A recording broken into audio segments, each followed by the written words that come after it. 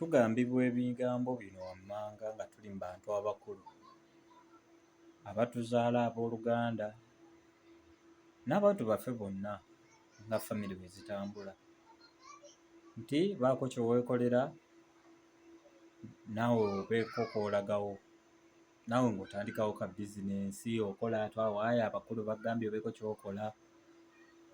Kati nno aba alina ky'ayagala ng'okiyina, nkulayirira tayinza kulinnyawo, akinoonya wa mulala, akulaga nti ggwe ate takwagalizza ggwe owuwe.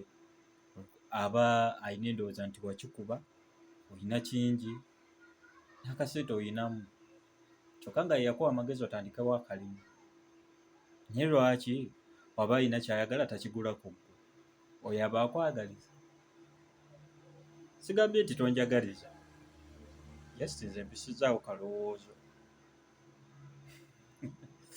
Tonnyiigira kuba era otangulako era mbaawo.